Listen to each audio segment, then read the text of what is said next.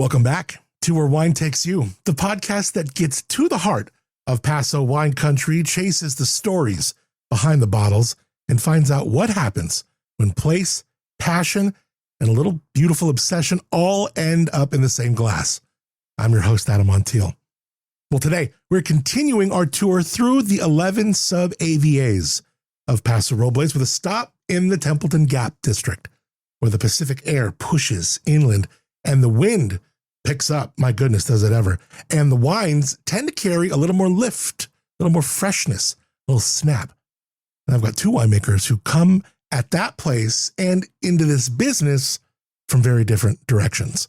Vic Roberts is the owner, grower, and winemaker at Victor Hugo Winery. Vic came to Paso in the early 80s, helped with the work behind the original Paso AVA, planted his Templeton property with his wife, Leslie, and has been farming and making wine here for more than 4 decades. He's seen Paso before the crowds, well before the tasting rooms got polished and before most people outside this area could even find it on a map. Next to him, Scott Mathews, owner and winemaker at 915 Lincoln Wines. We're meeting him together. Scott's story started at home, literally at 915 Lincoln, after he told a friend he was going to try making wine from a kit. His friend's response? Basically, yeah, absolutely not. So we got one winemaker who helped shape early Paso and another who's trying to carve out his place in the version of Paso that exists today. We recorded this one, of course, at my SLO CAL Studios. First, I want to let you know what's going on in Paso. Let's check around what's moving in wine country with our Paso Wine Wire. The Paso Wine Wire.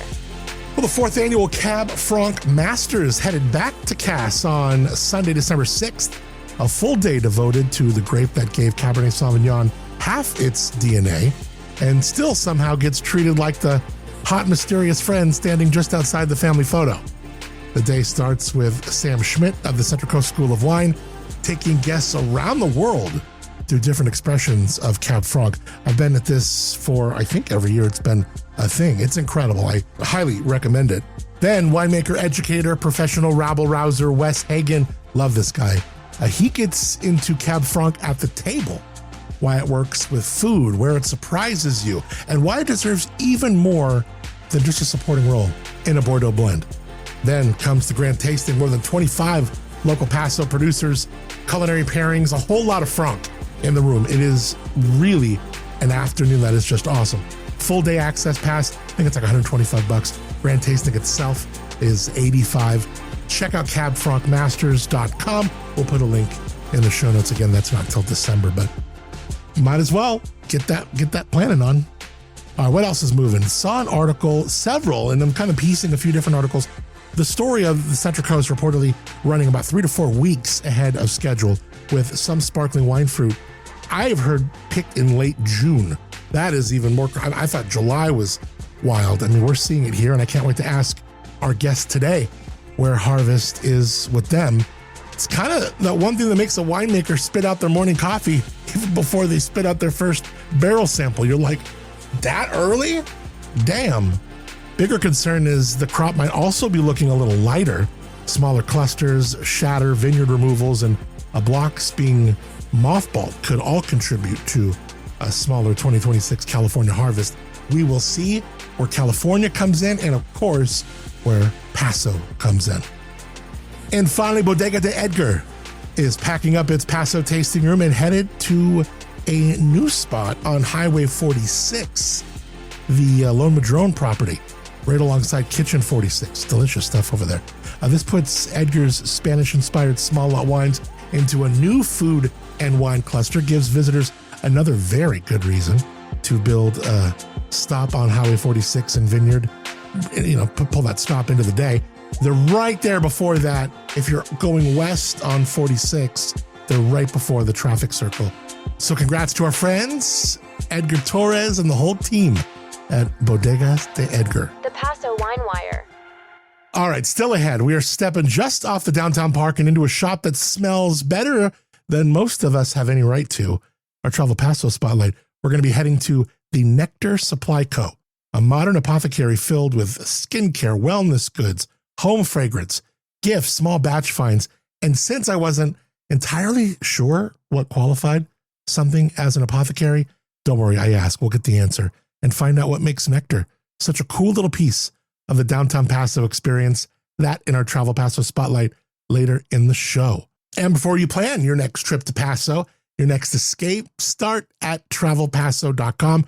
From wine tasting and restaurants to hotels, events, shopping, all the little surprises that turn a weekend into a story you'll never forget. Travelpaso.com.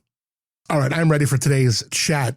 Part of this continuing tour through the 11 sub-AVAs of Paso, and this time we're dropping into the Templeton Gap District. This is where the Pacific finds a crack in the Santa Lucia Mountains and starts muscling its way inland. The fog arrives, the wind kicks up, temperature drops a bit, and the grapes get a little more time to figure out who they want to be. To explore it, two winemakers sitting across from me in the SLO CAL Studios who share lots of engagement with the region, but come to it from almost opposite ends of the Paso story. Vic Roberts, the owner, estate grower, and winemaker at Victor Hugo Winery. Vic graduated from UC Davis with a degree in enology in 1979, arrived in Paso 82, and has been part of this region's wine story since. Certainly since before most of the world knew there was a story here to follow. He helped with the work behind building the original Paso AVA, helped establish the early wine festival, and served as a founding board member and early president of the organization that grew into today's Paso Wine Alliance. But Vic isn't a guy who walks into the room waving his resume around. He and his wife, Leslie, bought their Templeton property in the mid-'80s, planted it the way a lot of real agricultural dreams get built, one section at a time. Each section could kind of help pay for the next. Today, Victor Hugo has 78 acres under vine, a winery built into a restored barn, and a tasting experience that feels like you've been invited into somebody's actual life more than just their business, because you have. And then there's Scott Mathews, owner and winemaker at 915 Lincoln. Now, this guy, he didn't start with an estate or an enology degree. He started with a home wine kit, or at least it almost went that direction. He had a friend, Charlie Palillo, that was, he told he was about to use a kit to make wine, and Charlie shut that shit down immediately.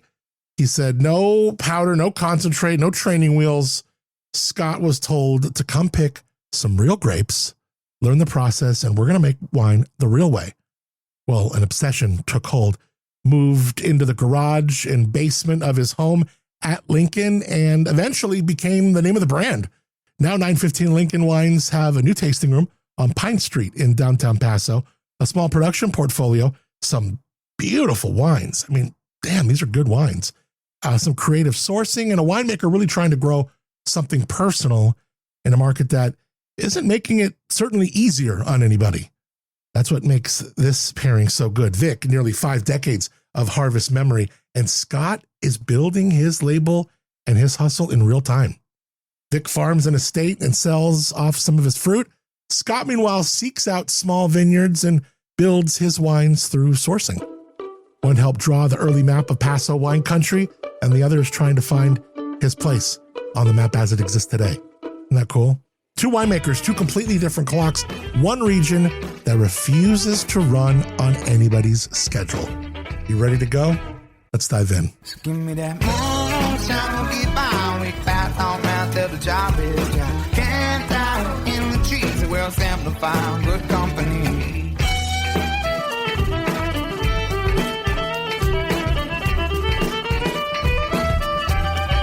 Cheers. Cheers. This is going to be good. Super. Oh, you got to always taste. Oh, Vic, this is good. Man, this is literally perfect for today. Blind pig. Acorn, you know? Yeah. Or is it truffle? Which is the expression? Gosh, man, right? This is fantastic. This is your Viognier. How long you been doing Viognier for? First vintage was 2000. Yes, wow. So, are there any grapes that we discover in Paso, but then later on we go, I mean, because that's been, 25 years or more, lots of people have been doing Viognier. Do grapes ever lose favor? No, I like something better than Viognier, or just when you discover it, whenever it's discovered, that's just a staple and it's just put it up as another one that Paso does great. well, we'd like to think that once we discover something, we put it up and it remains great. Yeah. But market conditions sometimes dictate otherwise. Yeah. You know, it's not just Paso. There are wine regions outside of Paso. I know that's surprising, but Well, you get me thinking of things like when you say that, of like Zinfandel. You know, Zinfandel definitely rolls in and out of popularity, and it's like this cyclical wave. Do things like Viognier do the same thing? well, Viognier for the longest period of time was, and I'll tell a brief story. Please. Our little tasting room, very informal, 2x12 plank sitting on two barrel heads on their ends. People come in, they taste. There's a little whiteboard behind, has the wines list that we're tasting, and it's Viognier and a bunch of reds.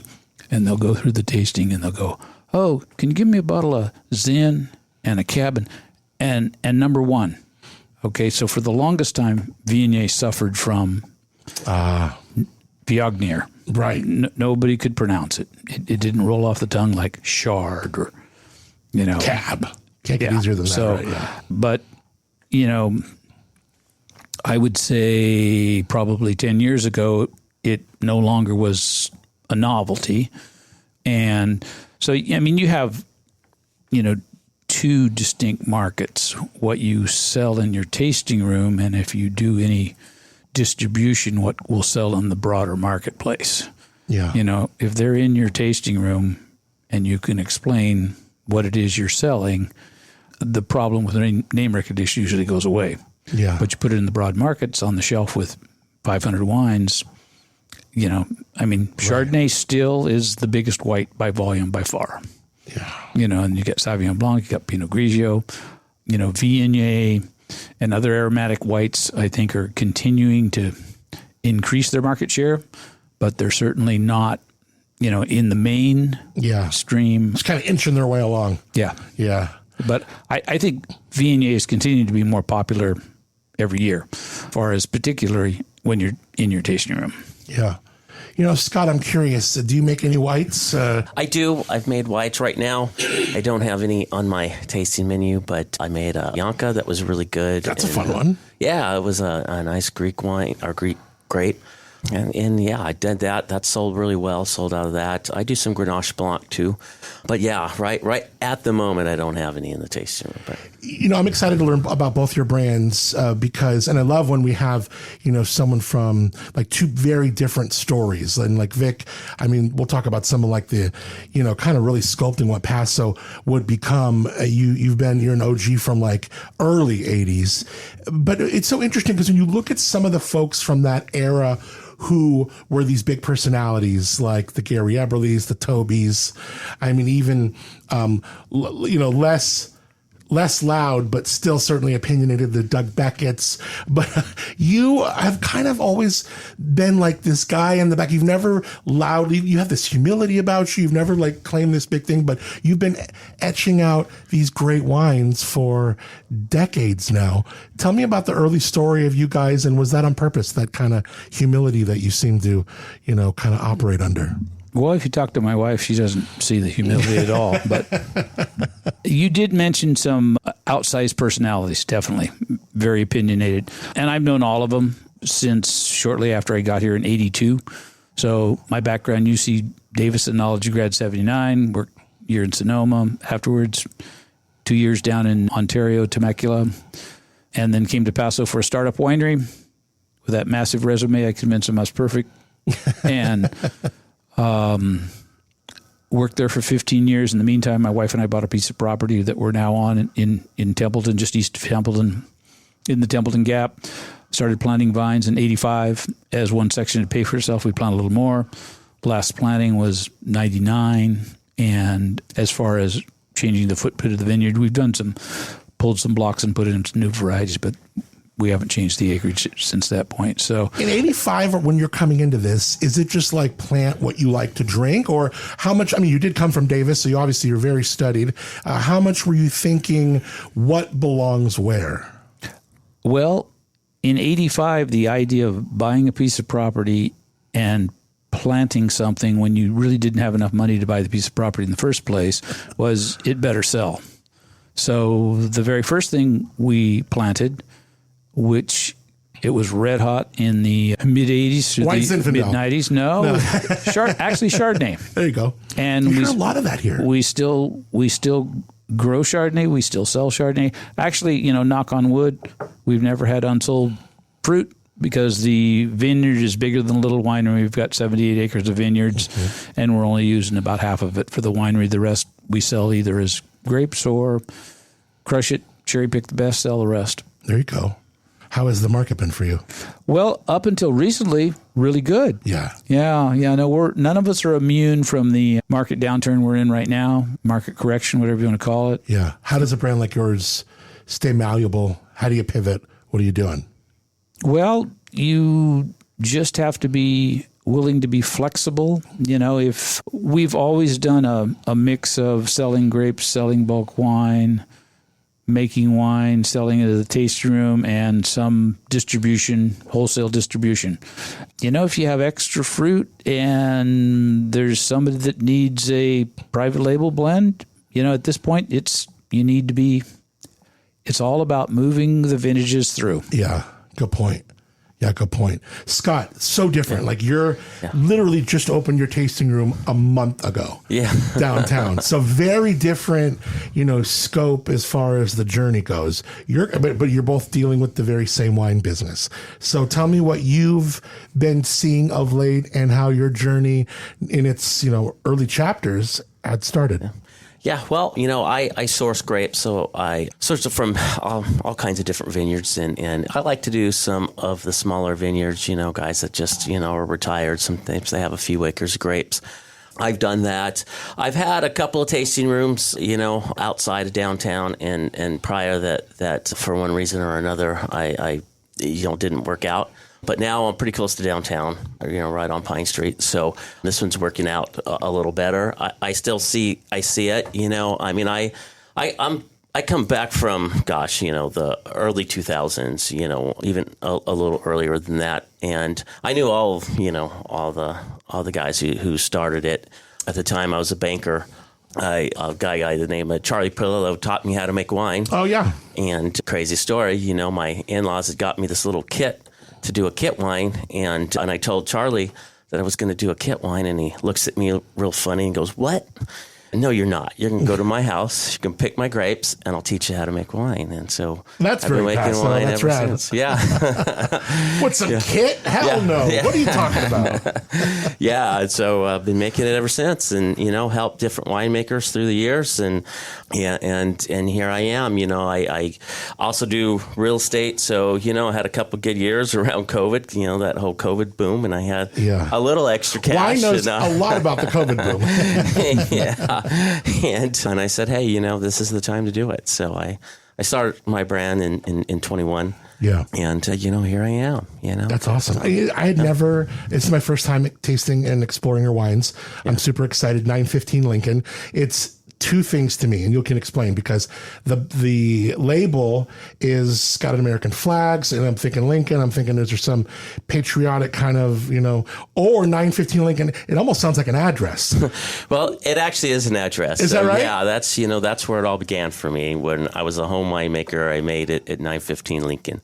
But with the Lincoln name, I could just tie everything into it. Yeah, you don't still live there anymore? I do. Oh, do I you? do, Oh, actually. Yeah, everybody tells me not to tell anybody that, but, they're going to show up my door, but, it's all right. Yeah, well, no one cares, It's like, I'll show up on my doorstep, we'll have a glass of wine. But I'm going to name, Vic, tell me what you think of this, because you've been in the game a while. What if I have a brand and I name it the last 4 digits of my social security number? That sounds good. I'll be like, 6812. And we'll just name a wine after that, or my PIN number or something. Actually, why don't you give me both of those, and I'll do some market research for you. Good idea. I love it. Totally trust it. So that's pretty awesome. Okay, so the 915 Lincoln is born just a few years back, and now we're tasting. You said on Pine Street. I'm thinking like if I take it all the way past 13th, it's like where LXV is. yeah, I'm right between LXV and Cowgirl Cafe. Oh, right cool. there. Okay, Yeah. great. Yeah. How was that? I mean, we're brand new in that space though. First month. Brand new. So, and then the fair was on, so it's usually pretty dead during the fair. So, but it's coming on, and people are finding me. I'm getting walk-ins, which, What are you, and we'll talk about this at the end of the show too, but like, how did you decide to do these hours? right off the bat? Well, I'm still kind of working through the hours that I'm doing. I am open 6 days a week. My daughter runs it on Mondays and Wednesdays, and I do Thursday through Sunday. Still trying to figure out the times. I'm open 12 to 6 and 12 to 5 on Sunday, 12 to 6 every other day, and still trying to feel it out on what's best downtown there. I'm so curious, when you started, Vic, what was like, did you guys just go 5 days a week? Were you like all the way open, or like by part? How did you kind of figure out, how did you like dip your toes in the water and inch your way to whatever you ended up doing? So, as I mentioned, we bought a piece of property in 84, started planting vines in 85. I continued to work at Creston Vineyards until 97, left, and we renovated a circa 1900 redwood barn on site for the winery. Wow. During that transition, the first couple of years, we actually crushed off site, and then once we had completed the building, brought over barrel storage on site, and then eventually all of the crush, it followed shortly thereafter. But as far as, so that means you don't really have any wine until late 99 to start. So we started, and the winery has always been just my wife and myself. We have no winery employees. We use a labor contractor for the vineyard. We have since we planted it. And so we were just by appointment, period. And people would, at that point, primarily call. Yeah. We're trying to get people into that email thing, but and then we realized that realistically, with the vineyard and winery work that we're doing, in addition to the tasting room, we're just doing Saturdays and Sundays by appointment still. Okay. Yeah. Yep. And then when it comes to harvests, it's just you're making the wine. I am. Because I think we even talked last year, and it was just beginning, and you're like, it's only me doing this, so we'll have to talk later on, my friend. I probably said something to the effect, I can give you 30 seconds now. Yeah, or, right, yeah. So, And you came into wine through fermentation science, right?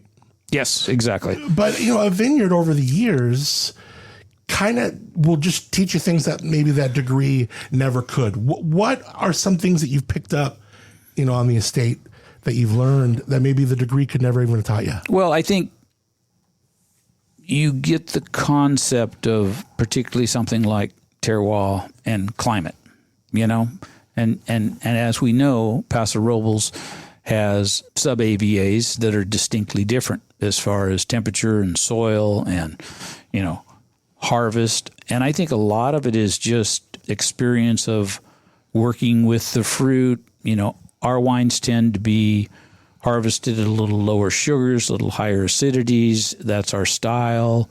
The Viognier, for example, is usually 22.5, 23 bricks. So good, by the way. So thanks. We're looking for the alcohol to be right around just a shade over 13. Reds, other than Zin, are all right at about 14. Zin's a little higher. But still, so some of that's just experience. There's no way to, you're at Davis, and yes, they have a vineyard there at the university, but Davis is also hotter than blazes, so there's grapes there, but what's there doesn't translate to another region directly. Yeah. Well, you and Leslie plant this property when the outcome's certainly anything but guaranteed. And I'm curious, in the beginning, what were those conversations like between the two of you when the dream seemed bigger than the money, the time, the certainty, all of that? I told you shouldn't do that. Oh,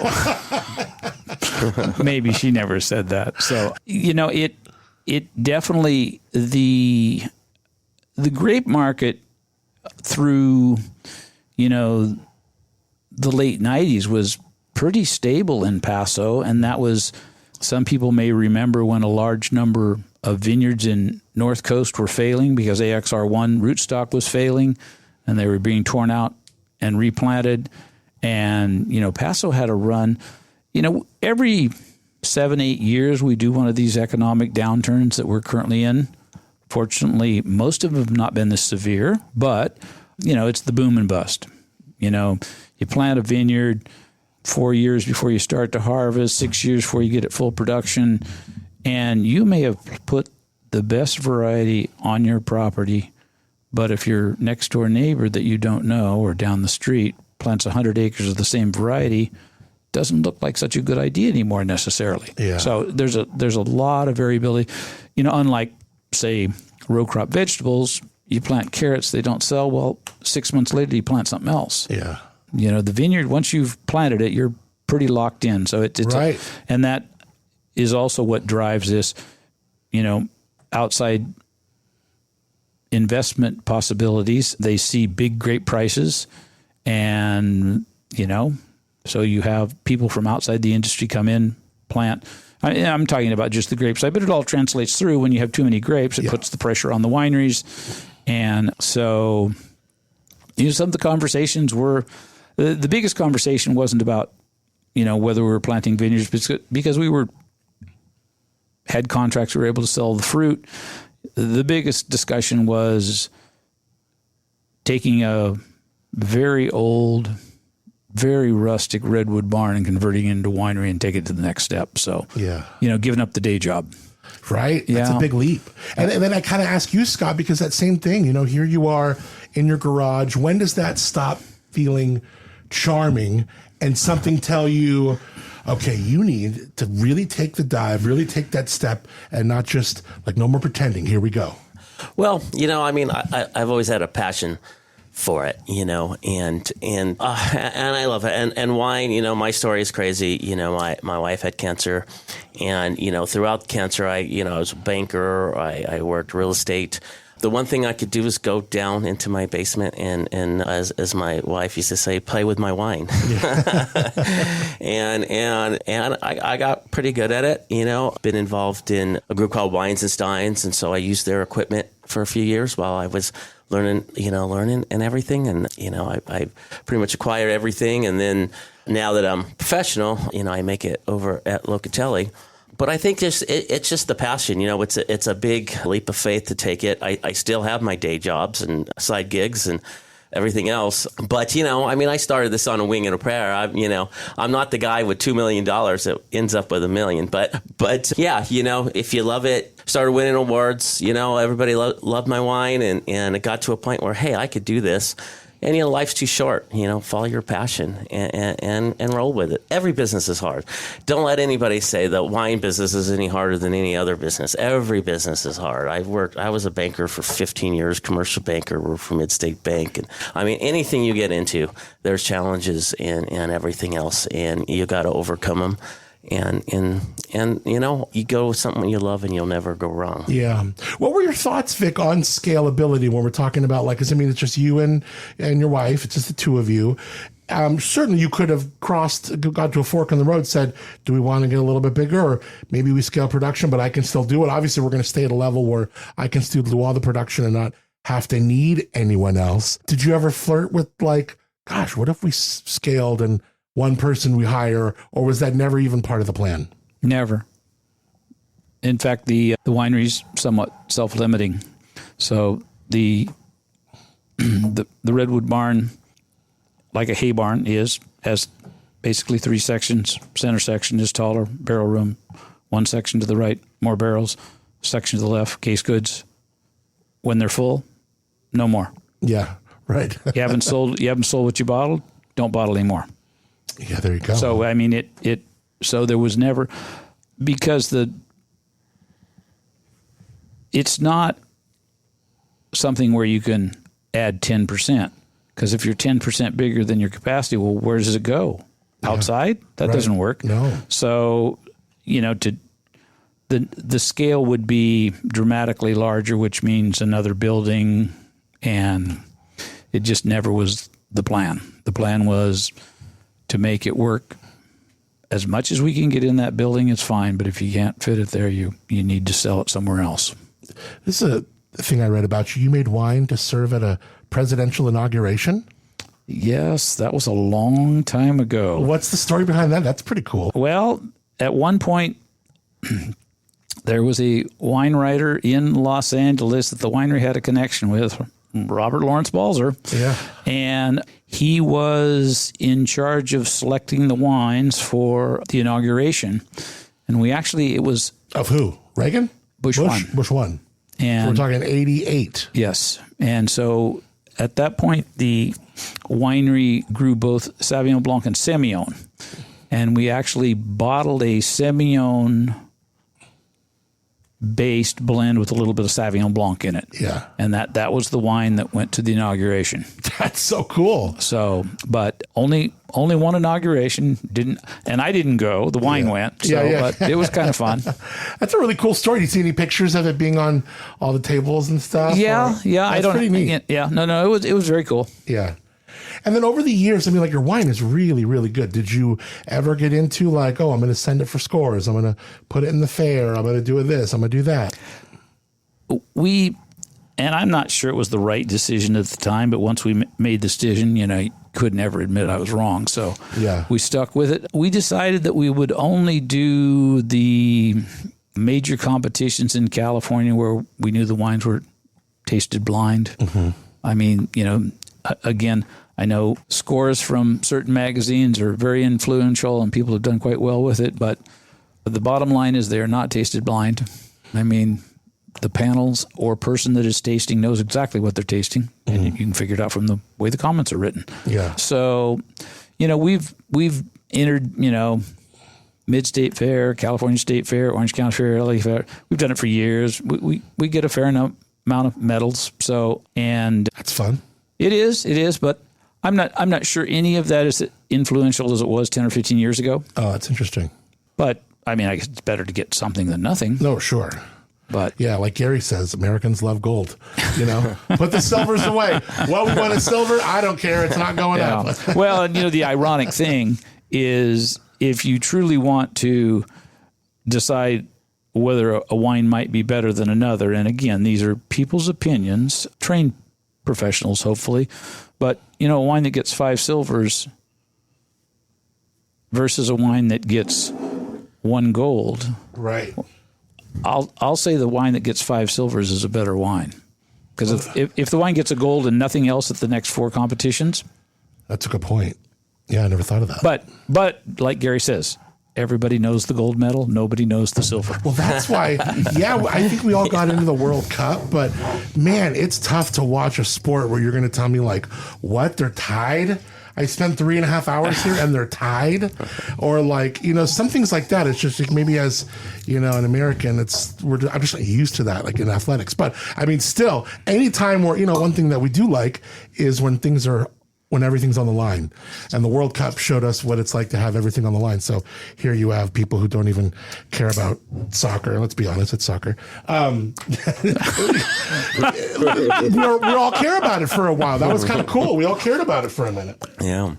God, this white wine is so good. It's very good. Talk about this white wine, Scott. Tell me what you liked about it. Oh my gosh, it's just nice and bright and crisp. Some really good fruit and a very good flavor, and just made very well. 2025. Made very well. I just threw one of yours over to you. Why don't you serve Mr. Roberts and yourself with that? That's a beautiful looking wine. But man, I'm on to this Viognier. This is good. Yeah. What do you do this for a bottle, dude? It sells at the tasting room for $28. That's a great bottle of wine. So yeah. So basically, hand pick, whole cluster press, juices cold settled and ferments in a mix of new and older Hungarian oak barrels. About 3 months in oak, and then light filtration in a bottle. Wonderfully done. Thanks. Super good. Do you still? How do you get better each year? Like you only got maybe 40 something of these that you do in your life, maybe if you're lucky. But you got to get better every year. Obviously, you're learning more every year, so I'm imagining you're getting better. How do you feel like you get better every year? Well, a lot of that's ego. Yeah. That's very transparent. That's true, huh? I think it's just fine-tuning the small things. We all say, well, what if I'd picked it 2 days sooner or 2 days later, or what if I'd left it in barrels a month longer, or what or a month less?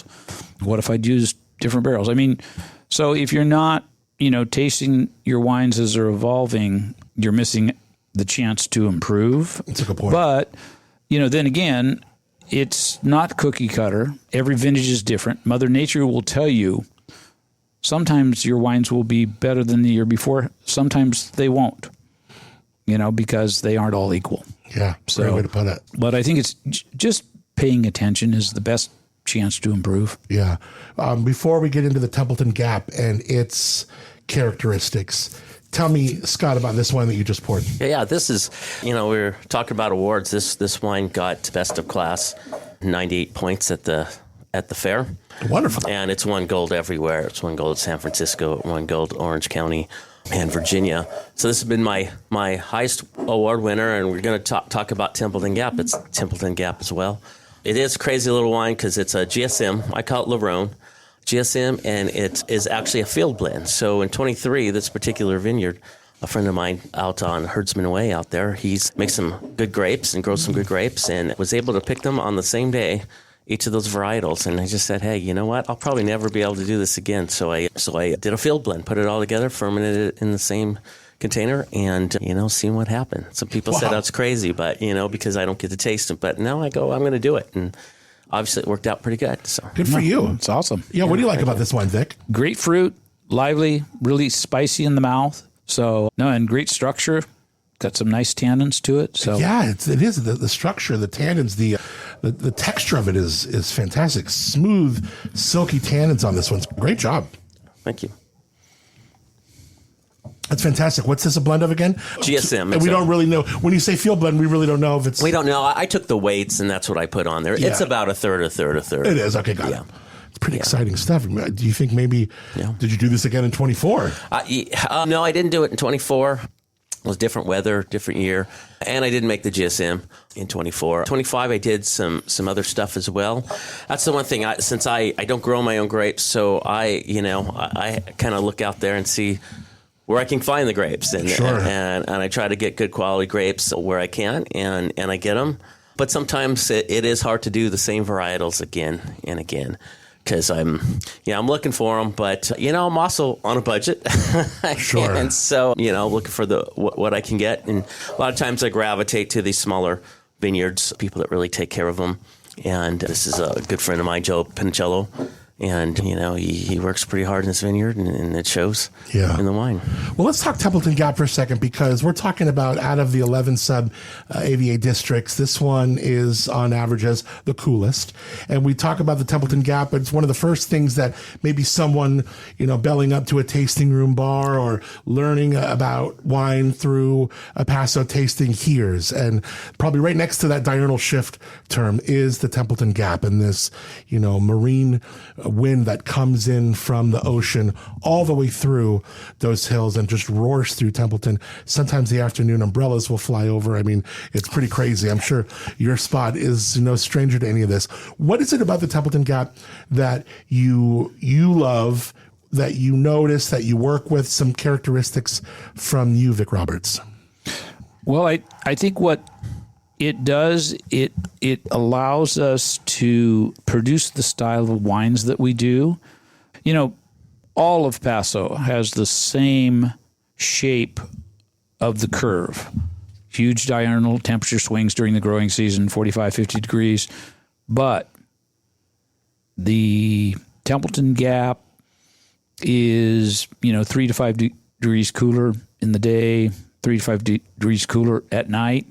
And you add that up over the course of a growing season, it's significant. So if you say, I've tracked the varieties we grow versus, say, an area for, say, north of 46 East, and we'll harvest at least 2 weeks later, same varieties.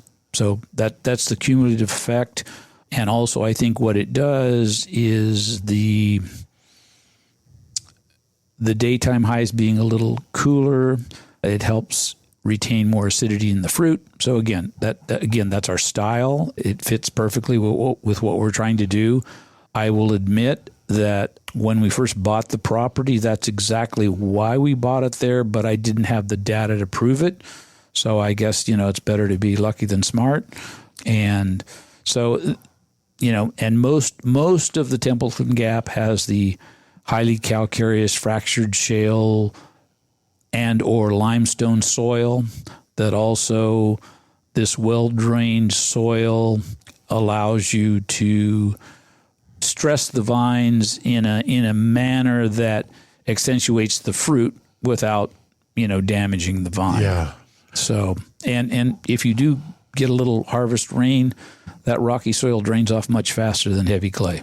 What is something you've learned living in that area for so many years that piece of furniture certainly can't be outside, or this or that. I mean, you must have seen things blow around like for years.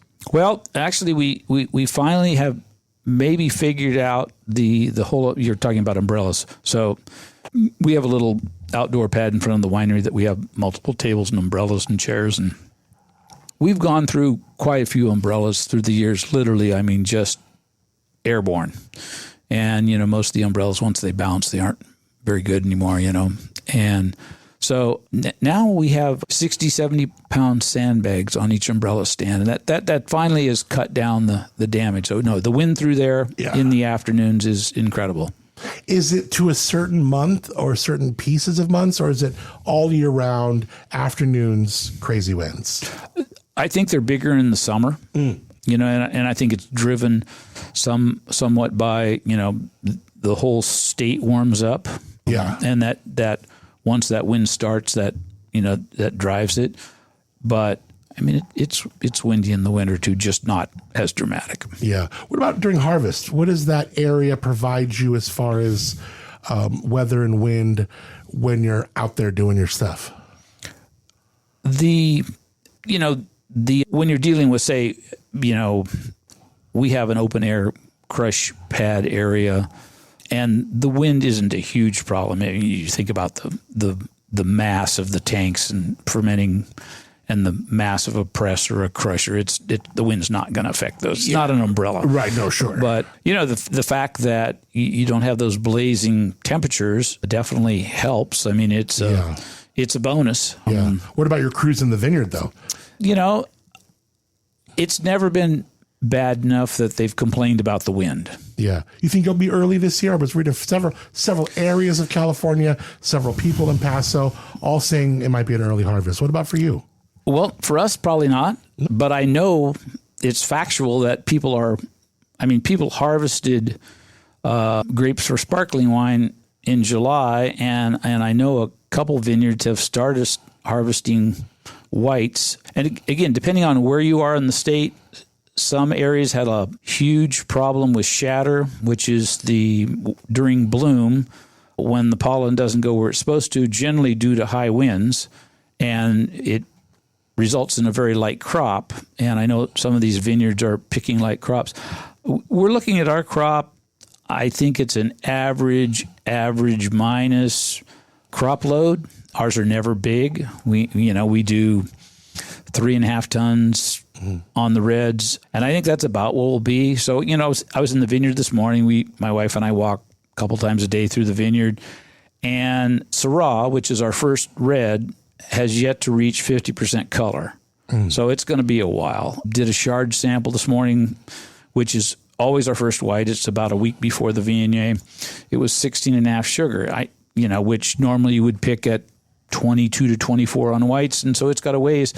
But I know there are people picking. So I think this is, maybe we're going to have more variability in harvest dates than we usually do. Yeah. You know, Scott, I'm curious, do you know, because, you know, you're sourcing from different people, I mean, do you know when you're going to be starting your winery work? Well, yeah, I don't know if it's going to be early or not. I mean, usually reds, I like a lot of hang time. You know, I'm always pushing the grower to let it hang. I think that makes the best. And I think that's one reason why going back to Templeton Gap is because it is a little cooler. So it just gets a little bit more hang time than it does in some of the other regions. And that's how I was able to make this. I don't think I could have made it anywhere else but this particular vineyard in the Templeton Gap. And, you know, the Templeton Gap kind of goes. So I make good wine throughout Paso Robles. I mean, let's face it, I think we have... You can do good everywhere, and some are better. You know, I like Eastside Cab. You know, I like El Pomar Cab that, you know, I've done, and some Geneseo Cab has also been good. So I mean, it just kind of depends on the varietal too. But you know, Templeton Gap's a great area. Willow Creek, Adelaide. You know, those seem to be the three that get the biggest. You know, people talk about more. But you know, there's everywhere you can. You know, you grow it, especially like, you know, you talk to Gary Everly and he, you know, him and a group came up with the AVA. And so they know it's not, you know, it's not all that different. It's but only he doesn't you talk like about it because Gary's one of those old schoolers, Vic, that doesn't like the 11 sub-AVAs. He's like, we don't need it. I think it shows. I mean, it's proven that there's different soils, different microclimates, right? When you start to see these 11 sub-AVAs start to have like not like a popularity contest, but like there are like the cool kid AVAs, right? I mean, like everyone talks about like Willow Creek, but I mean, there's some beautiful. I mean, look, that's why we're doing these shows where we focus on the specific districts because you learn about like the Highlands, or you learn like today about Templeton Gap. Like, there's so many unique things about every one of them, the other 10 that maybe Willow Creek doesn't have. When you see them become like, popular, this, that, what do you feel? Well, I'm going to be the cool kid no matter what region I'm in. Oh, no. Whoops. No, and to Scott's point, Templeton Gap, so for us, we're right on the cusp of not having the heat to ripen Cabernet every year. We do, but we manage our crop loads. Right. And so that's how so for us, I mentioned third week of September is Chard, followed by Viognier. First reds are in October. Our average end harvest date is about November 10th. So it takes us a while to get fruit, ripe. And Cab is usually either last or next to last variety we pick. Oh, wow. So, and I agree completely with Scott that there are great grapes grown in all areas of Paso. Yeah. And I think the intent behind the sub-AVAs was to, and this is my opinion, not shared by everyone, there was a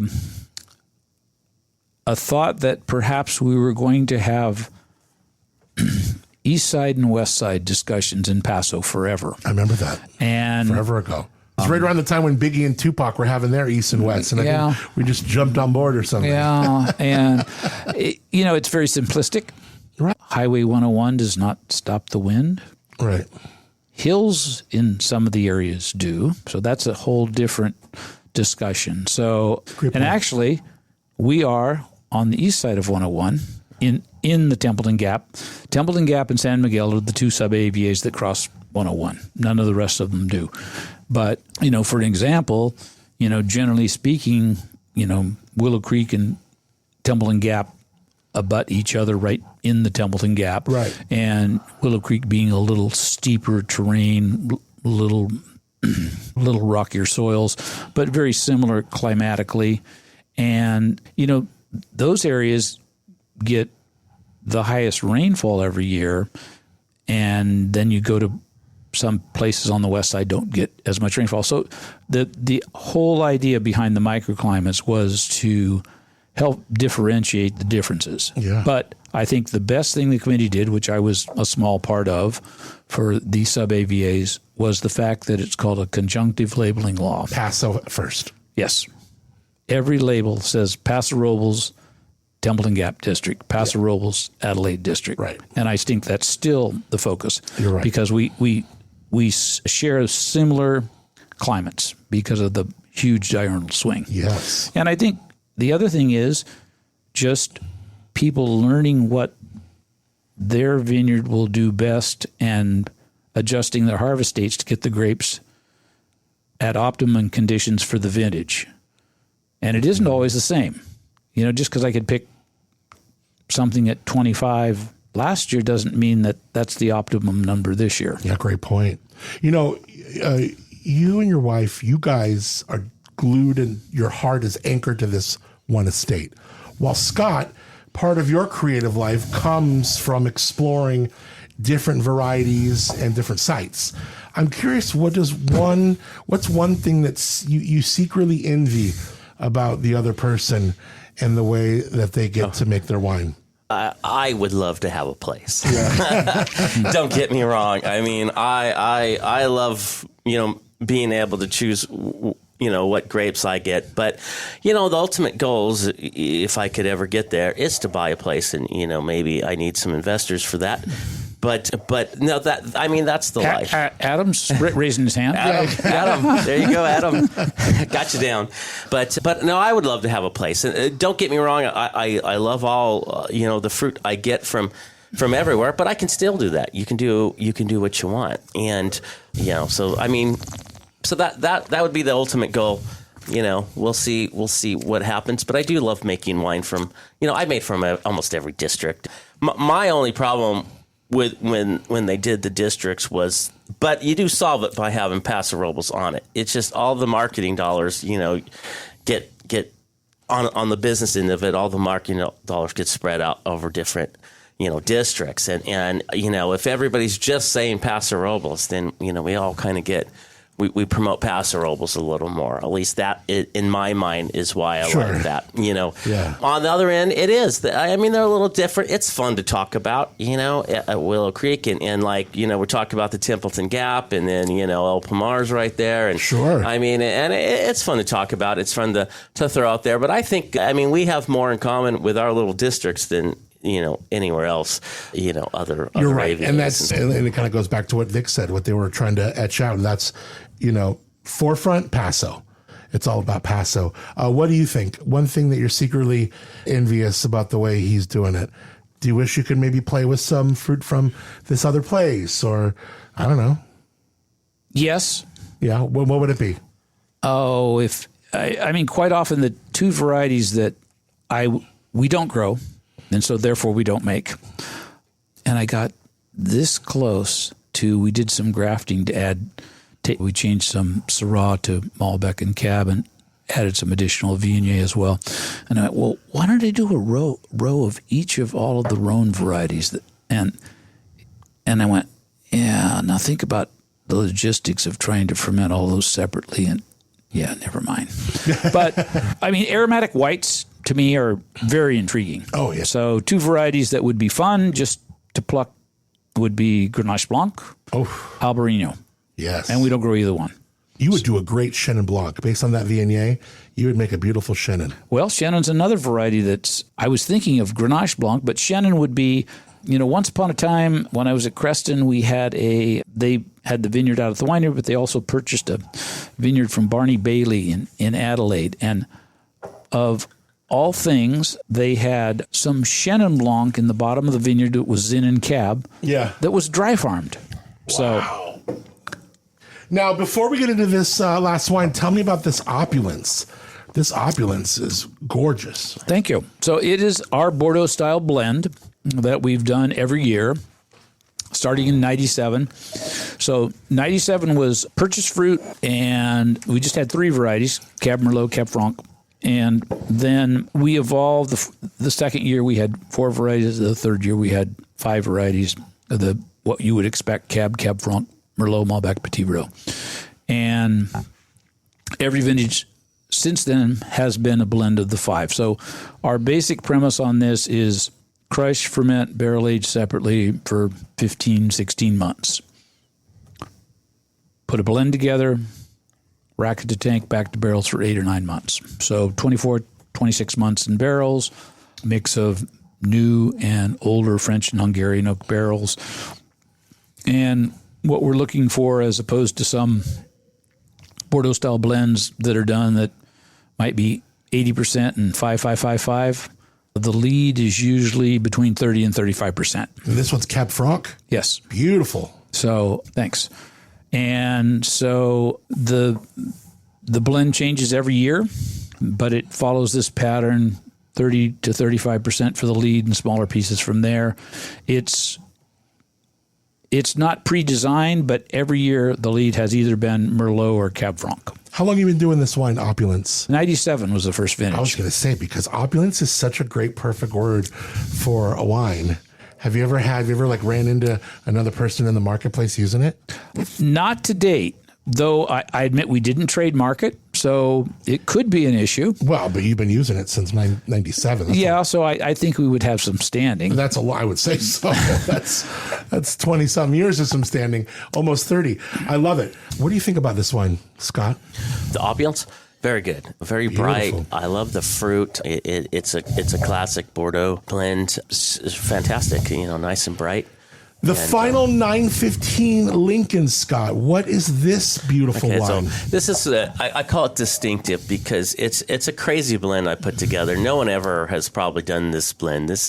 Remember, you are in Paso, yeah, so yeah. Well, this is a Cab Franc, okay, a Petit Syrah, and a Tannat. Wow. Yeah, you might be right. Who knows? That's a good one. That's a pretty crazy blend, but it comes together pretty good. And you're talking scores, and I know scores. I mean, this is double gold at Orange County and 93 points. I mean, in the end, it's whether you like it or not. Sure. I think scores are pretty good from blind. Again, I totally agree with Vic. Blind tastings is the way to go, because that way you don't have somebody's whatever in their mind on it, and so it did well. It's done well, and it's just something fun.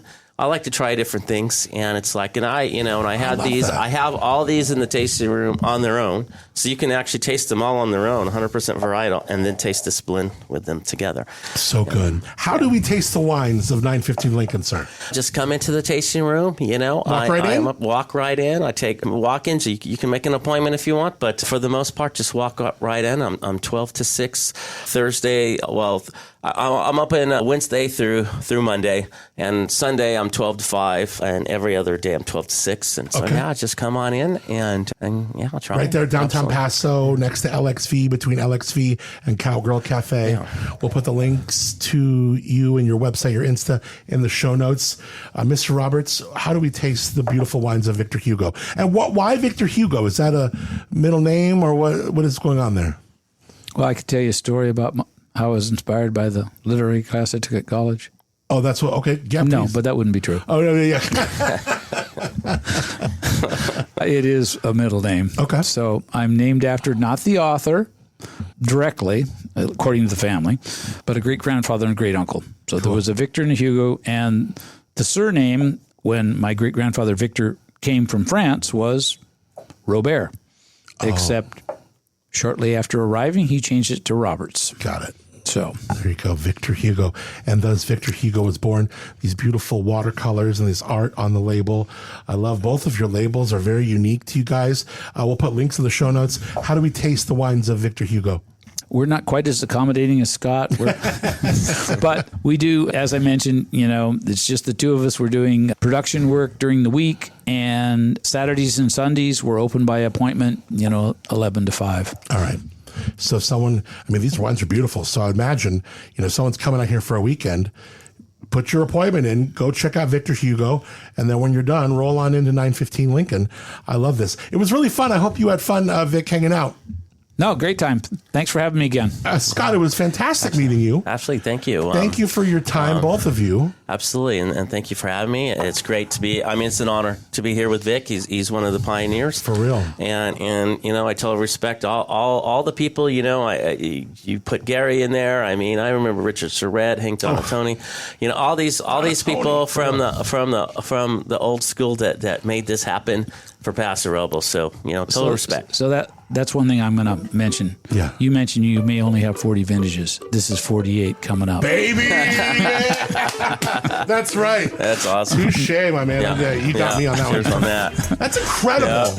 That's incredible. Cheers to both of what you guys just said and to where wine takes you. Just give me that moonshine, we'll keep on. We pass on round till the job is done. Can't die in the trees, the world's amplifying good company.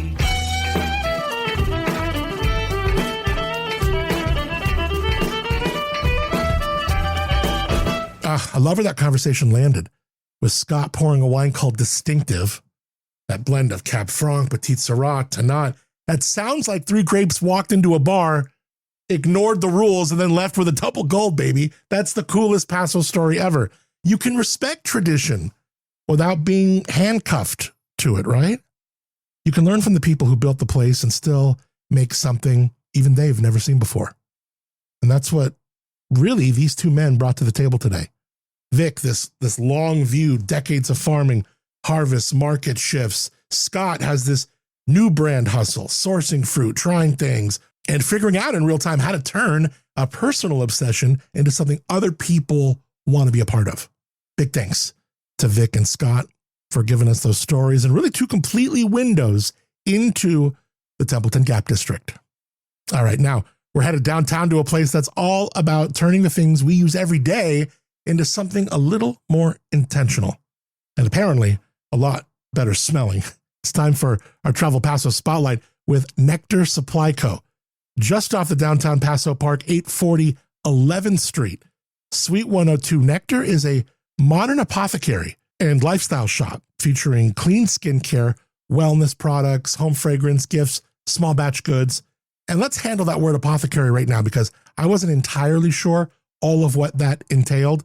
Historically, an apothecary was somebody who prepared and sold remedies, herbs, medicinal goods. The modern version has evolved. Today, it can mean a beautifully curated shop focused on wellness, self-care, scent, skincare products, and make ordinary routines feel a little bit more like rituals. So basically, it's where you go when your bathroom shelf, your nightstand, and your general state of being all need an upgrade. Caleb joins us to talk about his role at Nectar, how the shop builds its collection, and what makes a product worthy of space on the shelf. And for the first timer who walks into Nectar and doesn't know where to start, we ask Caleb to point us in the right direction. What's the gateway products? What do people pick up, smell once, and can't leave without? What's the one thing you buy for somebody else, then seriously go, wait a minute, I'm totally keeping this? Let's find out. Caleb, appreciate your time, my man. Thanks for hanging out. Yes, absolutely. Happy to do it. Okay, so let's start with you. What is your connection to Nectar Supply Co., and what do you get to do there for all the locations? Our main store is Hive Supply Co. I met Tracy a little over 4 years ago. She was wanting to open a men's location, and my name got thrown in the hat. I had just moved back to the area, and so I helped her with the men's store, and here we are 4 years later. It was supposed to be a 2-week gig, and here we are. So I've now grown to 3 stores. I do a majority of the buying for all 3 and the merchandising for all 3 stores. Then you are perfect to ask this. I'm so curious. What is like that gateway product right now? For us, we're obsessed with Nectar Supply Co. up in Paso. It is our apothecary and candle store. We love all things clean. We love brands that give back, ethical. So a lot of the skincare companies that we work with are some of my personal favorites. We try to do some local brands. We've got Life Elements based out of Atascadero. I love them. I was just going to say, like, they're my absolute favorite. My bathroom has got so much of their stuff in it. Love Martha and Kurt. Wonderful. Yes. Yeah. So let me ask you this. What do people kind of pick up? They smell once and immediately decide they're not leaving the store without it. We sell a lot of PF Candle, which is an LA-based company, and as well as Ranger Station, based out of Nashville. Their candles, it's a cocktail glass after, and each scent comes with a signature cocktail recipe inside and a little book of matches. Now, the word apothecary can mean a lot of different things now. What makes a product feel right for Nectar? And what are you kind of looking for before it earns a place on the shelf there for you and Tracy? Originality, something that isn't everywhere, and beautiful packaging. I'm a sucker for good packaging. Yeah. Paso visitors, they may arrive thinking mostly about wine and food, but what does a shop like Nectar, add to a day spent exploring downtown? Yeah, it brings something a little bit different. We're on the restaurant side of things. So after a little bit of wine tasting, going to dinner, I get to go out and it's like, okay, now it's all about the smells and the aromas. It kind of adds to the whole experience that they've had throughout the day. They've had a couple senses going, and now we're going to focus on scent. Okay, for somebody listening who wants to come in but doesn't know where to begin, what's maybe the one product, category, or little ritual that you would steer them toward right now? I would say start at PF Candle, and then we have Hive Apothecary Lotions. It's an olive oil base. It's also local to Creston. She makes it up there. So that's where I would start. Start with some lotions, and then we'll start with some candles. All right, 840 11th Street, right? Downtown, Suite 102. Yes. check them out. Caleb, I can't thank you enough for taking time during your busy day to check in and let me ask you some questions. And what you guys are doing there is awesome. Thanks for everything. Appreciate your time. Thank you so much. Really appreciate it. Well, now I understand what an apothecary is. Loved that chat with Caleb. Thanks, man, for hanging out. You can find Nectar Supply Co., 840 11th Street, Suite 102, just off downtown Paso City Park. We'll link their website and Insta in the show notes, so it's at your fingertips right now. And for everything else you want to sip, eat, see, shop, explore while you're here, start your planning at travelpaso.com. All right, well, that is going to do it for this one. Big thanks to Vic Roberts of Victor Hugo, Scott Mathews, 915 Lincoln. That Templeton Gap win doesn't care whether you've made 47 harvests or you're still fighting to get people through the door. It blows through the vines, cools the nights, holds the acid, and leaves its fingerprint on the wine, no doubt. And that's the magic of these like sub-AVA conversations. The more you look at Paso, the less it feels like one place and more like it feels like 11 distinct personalities sharing one very, very good address. Where Wine Takes You is executive produced by Joel Peterson and Paso Wine. Associate producer is Krista Smith. Also, hopefully you follow us on Instagram at Paso Wine. Of course, me at Adam on the Air. But we have rolled the curtains back on a brand new Instagram account for the show. Yeah. Right? Let's do it. Where Wine Takes You. Easy to find at Where Wine Takes You. No spaces. Let's go. We would love for you to give us a free follow. We are building this site up. And the idea was I've been working with our friend Carlo Zeppetto, and he is really on the side of like, look, let's put out a bunch of videos from the show. Let's get more out. So we're really going to use the at Where Wine Takes You. And I'm going to be doing some more stories from these tapings, and then we're going to cut up more video, and Carlo and I are going to chop up even more stuff and get it out to you. So thanks to Carlo for being there and encouraging us to go with a brand new Instagram account. I got to admit, it was a little bit like, wait a minute, don't you have like 20 something, 30 something thousand followers on Paso? On Paso Wine? Yeah. Why would we start a new one? But it's already growing. I'm excited to see where it goes. And, you know, Carlo's got some good ideas. So, and I think there is so much, if we're not going to take this podcast and put it out complete video, like full length video, which we could because I'm recording it in full length video, but it is a lot to edit. We got someone who can edit these small little things, and I can send them some clips and they dice them up. This could be really cool. So you're going to see even more video clips from the show. And I think it's another way to grow. So please follow at Where Wine Takes You on Insta. And now we will get that in the show notes as well. Did I say Where Wine Takes You? Executive produced by Joel Peterson and Paso Wine. I believe I did. Did I thank my girl, Krista Smith? She is the best associate producer. Associate producer is Krista Smith. Original music on the show is called Good Company. It's performed by Moonshiner Collective. They're performing live August 18th, Dairy Creek, moonshinercollective.com. You could stream them, of course, wherever you get your music. For more on me, my other show, Up and Adam, also The Pour with Adam Montiel, just did a show about the Paso Robles Distillery Trail and their big weekend. You could go wherever you're listening to this, you can listen to that. You can also start at adammontiel.com and get your links to both Up and Adam and The Pour. All right. Again, adammontiel.com. Click the connect tab. If you ever want to reach out, drop me a line, ask a question. Hey, I'd love to hear this on the podcast, or hey, we're coming out there in October, yada, yada, yada. So please reach out, adammontiel.com. Simply click the connect tab. All right. Before we go, make sure you're following Where Wine Takes You wherever you're getting the podcast. And if you love what we're doing, hit like, leave a review, especially if it's Apple Podcasts. It definitely makes a difference. Share the show with someone who loves Paso, who loves wine, or who just loves good conversation. It all helps more people discover the community. So thank you in advance. Thank you for connecting.